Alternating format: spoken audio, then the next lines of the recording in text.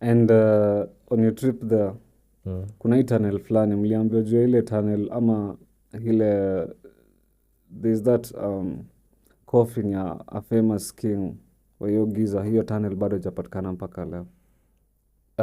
Because there are thousands and thousands of tunnels uko ndani, sio? Yeah, inasemekananga there are so many pharaohs up to now hawajaikuwa discovered walizikwa wapi. So about the tunnel I am not per se sure, but nasikianga bado kuna hiyo ya Cleopatra, something like that. It's still not known where I'm sure Cleopatra alipatikana kitambo and her body was sold. Pretty sure. Probably, maybe, you never know. Maybe even she never died even in Africa. Maybe she was taken huko either in the Arabian side or the Syrian, hapo juu ya Mediterranean. Hizo ni countries gani ziko huko hivyo juu? Rome, hizo sides za juu. Okay, you never know, but it's interesting. The tunnel, I've not heard much about it. Ama hiyo ndo unamaanisha the Valley of the Kings? Unajua bado kuna hiyo. I really don't know, because what I know is there are thousands and thousands of tunnels and they're still discovering them. Especially kuna this nimeona documentary wakitafuta the tomb ya Cleopatra. Oh, that's the Valley of the Kings. Yeah. So it's a different location where most kings were buried, and that's where man discovered the modern man that is, discovered the first intact tomb ya King Tutankhamun. So King Tut ndo alikuwa, he was a boy king, like nika age yetu alafu alidaingi before like nini. So your king paliali he was buried. It was an interesting place juu kulikuwa na tomb stealers wa kuiba hizo magold zenye zilikuwa kwa tomb. So King Tut ama King Tut paliali alikuwa buried, it was between two rivers like East Stream na East Stream, alafu kuna hizi machambers za burial sites huku, kuna zingine hii side ingine, but yeye alikuwa hapa hivi kwa junction ya hizo nini mbili. So time yake alibariwa hapo. It was the most intact tomb, ilipatikana na kila kitu, all the gold, but the reason why yake haikuwa ipatikana ever since ni juu ya soil erosion na hizo vitu zote. So like soil ilikujanga ikafunika entrance, ikaifunika completely. That's how it was discovered. Juu walikuwa wanaendanga tu wakichimba nini hizo beeping sounds za minerals utaview, then wakakuja wakaipata actually the entrance haijawahi kuingia ndani wakapata everything intact, the gold, the slave, walikuwa slave ama servants wa Farao, so walikuwa wanazikwa pamoja na Farao ndio enda mserve in the afterlife kitu kayo. So na hiyo tomb ya Tutankhamun ndo inafanyanga watu waanze kutumia hiyo kujua hizi zingine zilikuwa juu hizi zingine zinapatikananga but wanapatanga ikiwa two shells. Let's say there was something here but they were all stolen kitambo sana. Alafu most of these archaeologists are British, alafu atairudishia kwa museum yao. True, wanachukwanga wanapeleka back to London. Imagine they're so, wanasemanga ati they're not even apologetic of colonization paka. Like imagine Koitalel's head iko tu. And then to even make matters worse, they're like, Africans are not capable of keeping their things. We'll keep them safe for them. Yeah. What the fuck, man? There was a time I had an interview with the PS Culture. She's called, I'm forgetting her name, but she's Somali. PS Culture. She was telling me the amount of... Was it Amina? No, she's not Amina. PS Culture. She has something with a U. Jinake kona U. She was telling me that the amount of artifacts ama historical things zetu sisi wa Kenya ziko majuu ni mingi hata kuliko zenye tuko nazo Kenya. I was like, what do you mean? Like there's just a place hadi wao the Brits wenyewe hawajazi shelf eti for public viewing, ziko tu bado in storage, zilichukuliwa tu zikaenda. So yeah, I was like, hey, this is crazy. So she was telling me when some of the artifacts zilirudishangwa, juu kunazo zilirudishwa Kenya recently like 2 years ago, but zilikuwa mostly of the coastal people, wale wa Kwale. Hizo vitu zao hadi wao pia hawakuwa wanajua hizi vitu zina exist. They're now still studying them ndo kuja kuzijua. Na venye Kenya bado hatujuangi Gedi ruins zilitengenezwa na nani, how the culture around hiyo area ilikuwaje. So she was insinuating maybe some of those tools ama things nizo zilitumika during that time. They're doing the carbon dating na hizo vitu zote. But it's so interesting that sisi tuka Kenya, the things we have historical zetu ni way less than what the Brits have zetu. Now that's Kenya. What about other countries they colonized? Just look at even the Queen's crown, Queen Elizabeth's crown. Every iko na nini ya sijui Africa, sijui wapi, India. And that apparently that main diamond inakuanga hapo juu saizi its value is over $400 million. That's small. It's not small, it's actually big. Yeah, it's si kitu ndogo. I'm looking for the name of PS Culture. Okay, official handle yake tu ajeka jina but it's her. Niambia vitu mobadi niko like nyewe tunafaa kuzirudisha zirudi home. How come she hasn't put her name?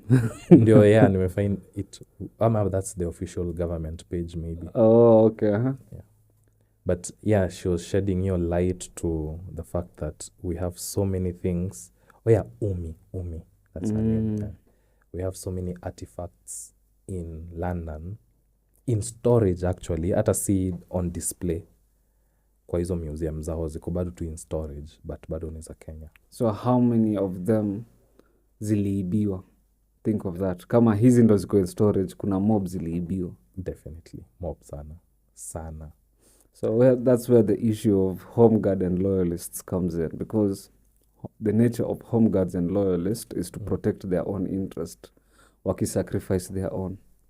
And that's the greatest strategy the white man wameza kutumia against Africans is kuweka corruption hapa, yani kuwaambia ni aje, we dhulumu tu brother yako haina shida, as long as you go una get rich. Because you think of it, even our current politicians, like dude, like how much is so much money that hata unaendelea tu kuiba, you're like, where is this taking you, man? It's them first, then us later. I'm just thinking, Sonko the other day alikuja akasema he used to receive 50 million of bribes na alikuwa anapelekea Uhuru. Fine, as in, maybe your point ya kupelekea Uhuru niko na doubts, but anyway, wacha tuitoe. 50 million is not pesa kidogo pia. A day in bribes, hii nakuja a day in bribes. So unafaa kufikiria how much the president gets. If this is the governor na get hido, and probably if the governor is in cahoots with the president, wanakula pamoja. So, and this is just one governor from Nairobi. Kuna wa Coast, kuna wapi, deals are happening kila place. This president can make 100 million a day very easily. But sasa shida ni wetengeneza do yako, no problem, but at least you get. I really don't mind. Kuna ile point fulani tu hata ukifika. There's a guy who was giving me Peter Kenneth's game plan. Alikuwa anasema Peter Kenneth ni msee amekula do design ingine, but you wouldn't notice because of the development amefanya home kwake. There was no pothole, there was no nothing. Inafika a point yani development inafanya up to, there's no point to develop anything. So your excess do unaipeleka hapo, unaipeleka kwa mfuko. It's not good, but way reasonable compared to what is going on right now. And then the fucked up thing is wanatoa hido out of the country.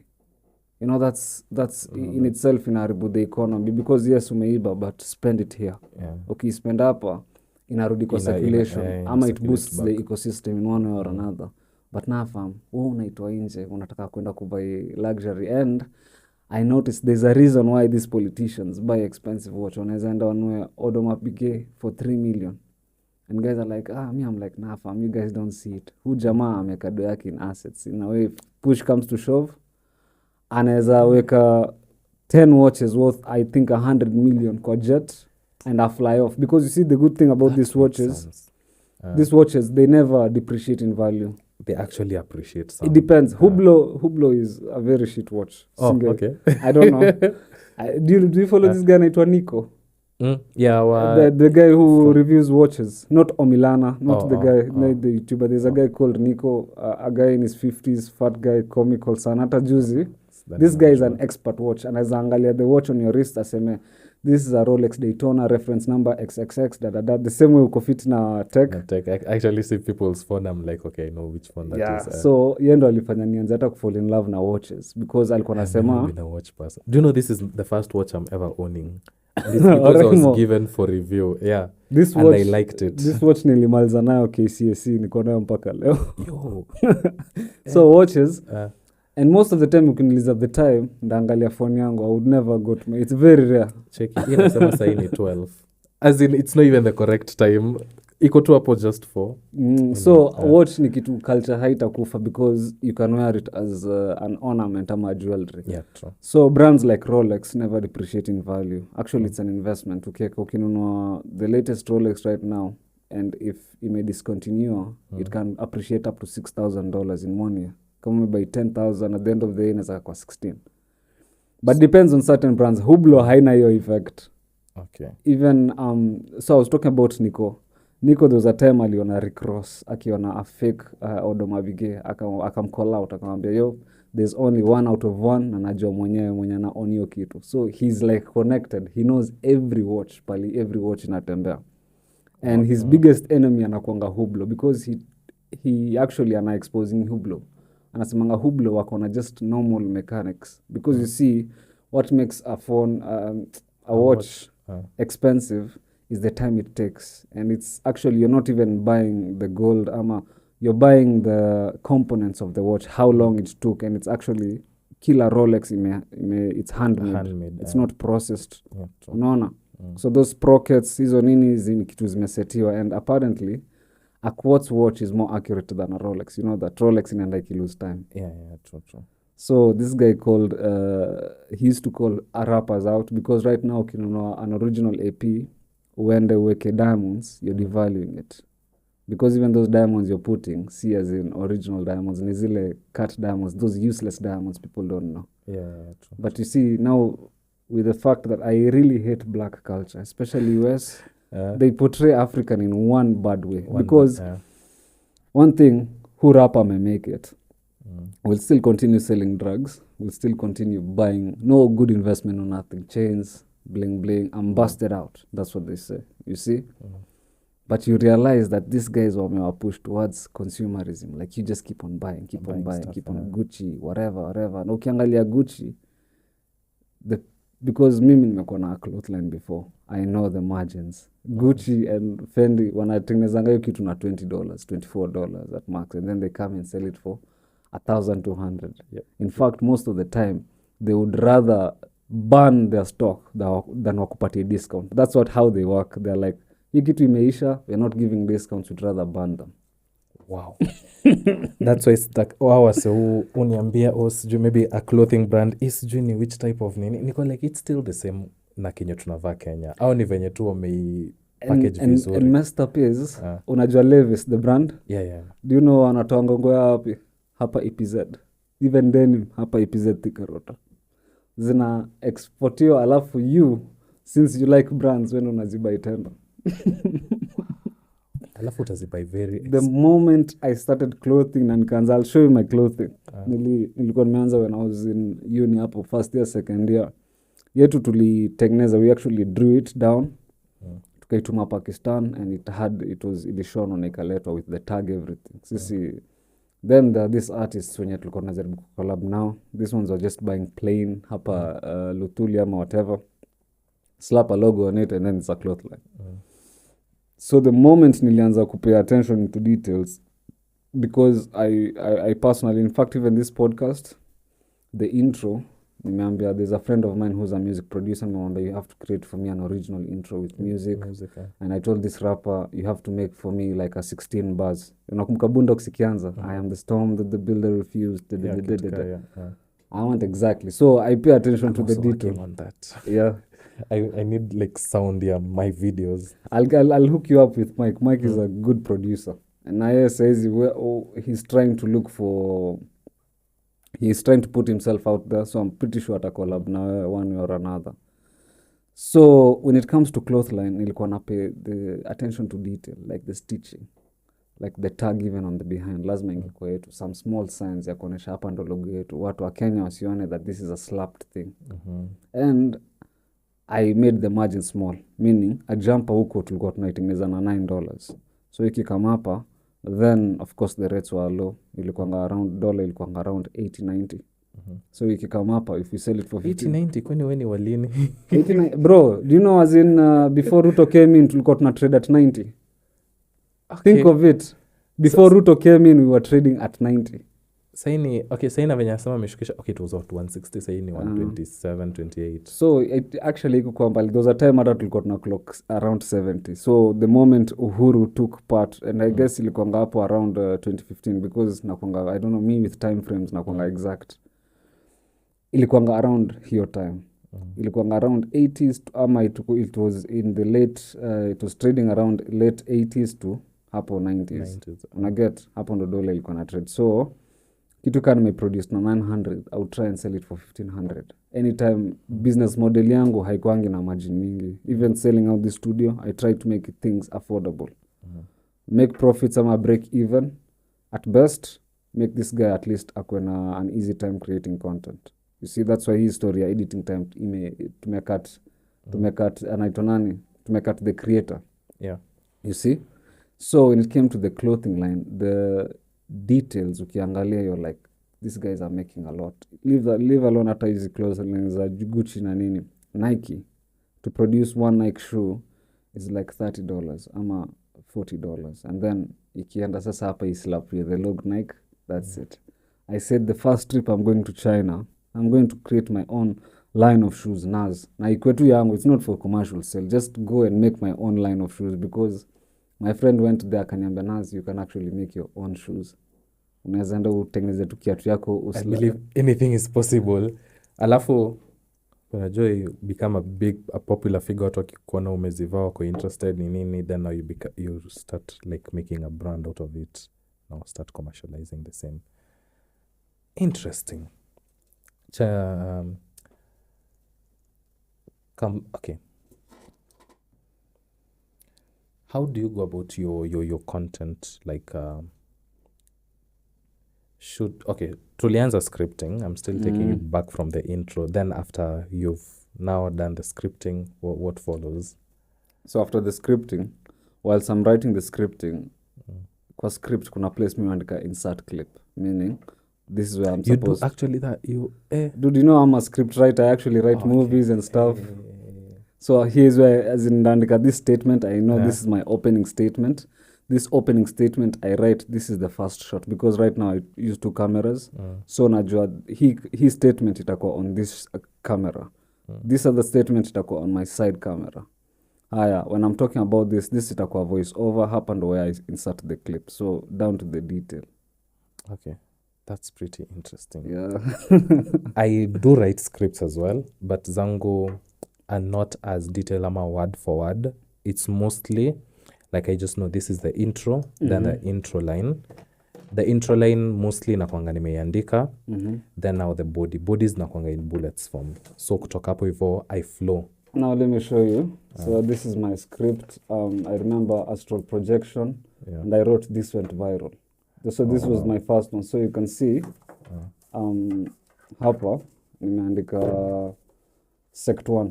So this is my opening shot, and it's word for word. Kuna time nekanga script hapa, and then we go through. Dante amechoka na mimi. Tunaenda 1 2 3 tunaifanya tena until I get it right. So I go down to the detail. Mpaka even there's Dante and then there's the editor. Kitambo nilikuwa nafanya kila kitu pamoja. Now I created a team, inakuwa easier.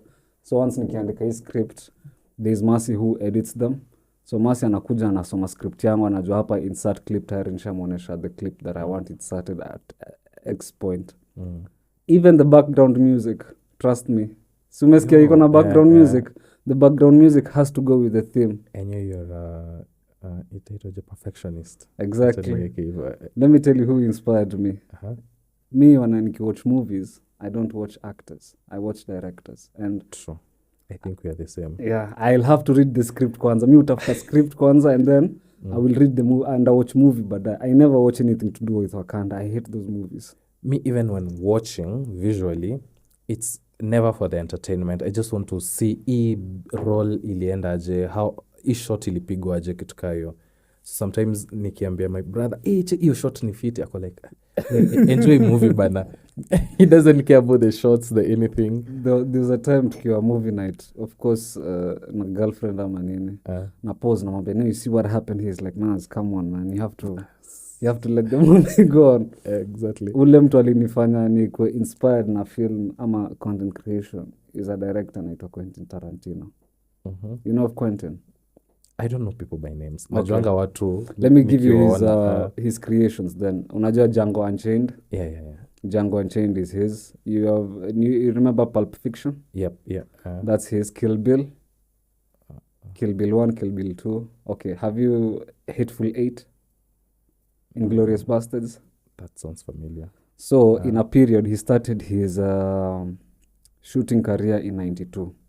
Up till today, ametoa 9 films peke yake. Now from these 9 films, he has the actor, kuna actor anaitwa Christoph Waltz.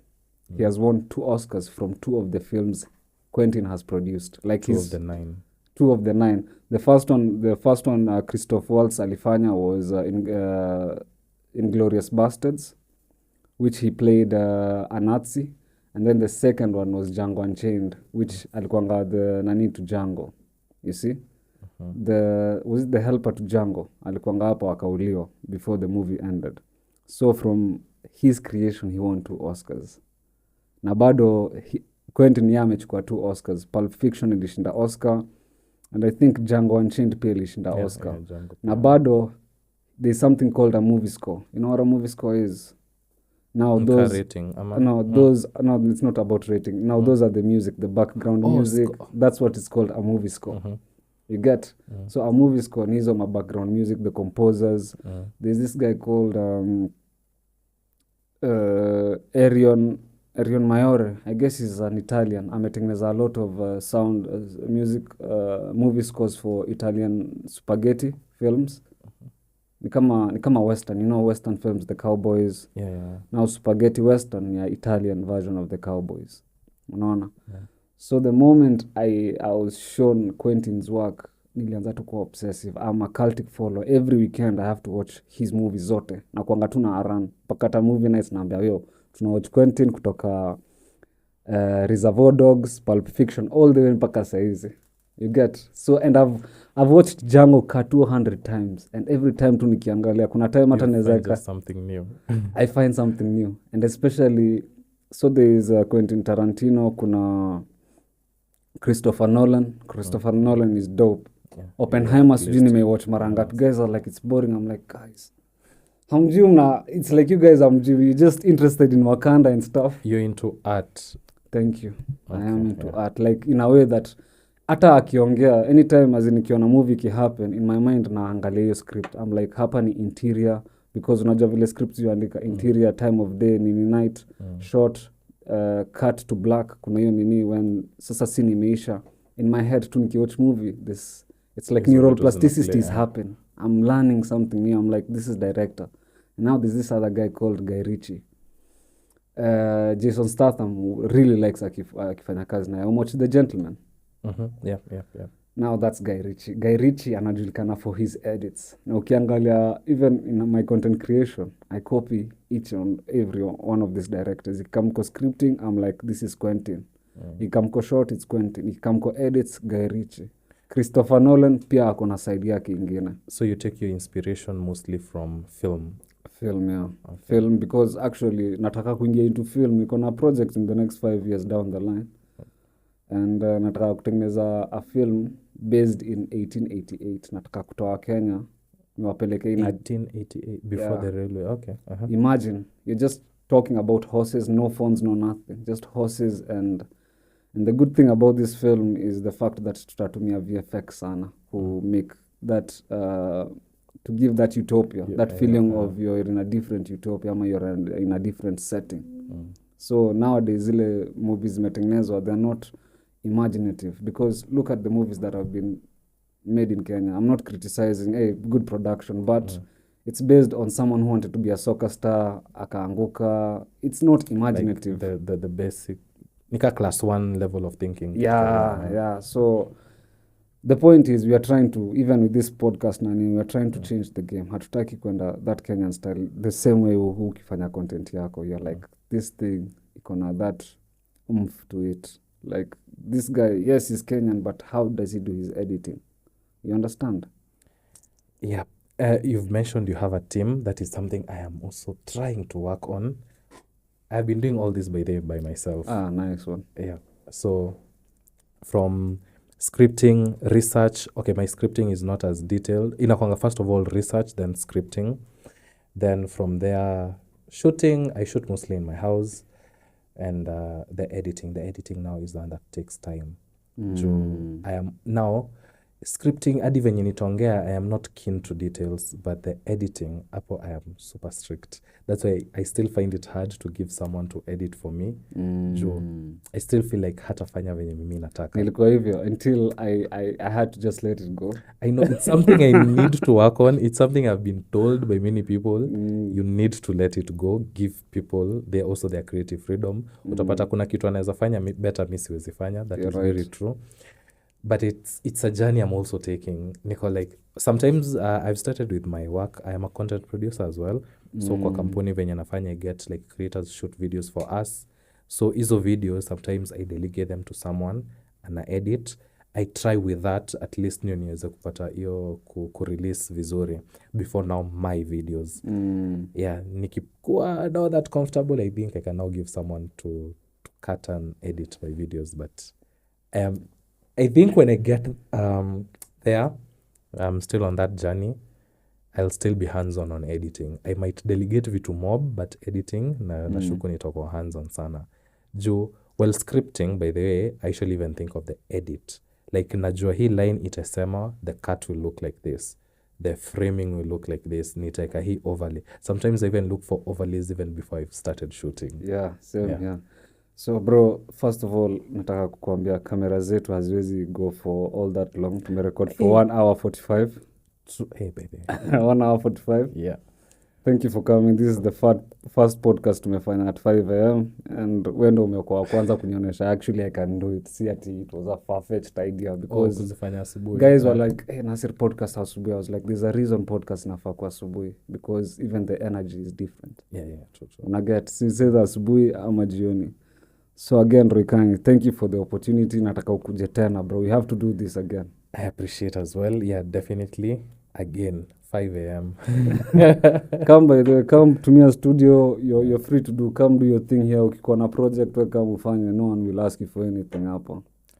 So I appreciate it. Asante sana for this session. Shukran sana. Technology, itafika to a point you can shoot for 5 hours, but anyway. No, actually tunataka kuchukua dummy batteries so we can connect this straight to the sockets. So once we tukifanya hivyo, and actually ni imports zetu ndo zimedelay. So once tukifanya hivyo, we can even go 5 hours. But now again, okay, you also have to look at also the quality versus quantity. Bado lazima cut the interesting bits from it. The good thing is with this kind of conversations, nikiweka full, and that's the reason I time myself. The way we talk, I understand exactly how long the audience may listen to this conversation. And that's why Joe Rogan akipost 3 hours.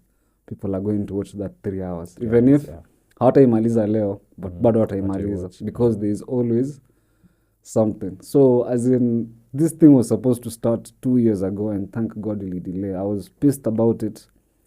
Ikonini, the same day they started was the same day I was supposed to start. But then again, ili delay. Mimi nakuanga na obsession na quality, and I was like, anytime ikidelay, I'm like, okay, fine, I'm going to improve. How I started was, the setup was like 100K. And anytime kulikuanga na delay, I was making improvement. Right now, he set up yote, ama facility yote, it's way more than that. You see? Camera gear. So with time, nikasema, why don't I soundproof the place with time lights? I actually like the setup. This is my second podcast I've been to. And I feel, I don't know, nimerelax. Nimeongea tu nika mabeshte. Sikuwa tensed venye I thought I would be. Yeah, so as in haikuwa ilikuwa, that was the niche. My curiosity is what I'm selling. So shukran again, bro. Thank you for coming. I hope you come tena. Yeah, sure. This definitely. Kutakuwa na session nyingine. We are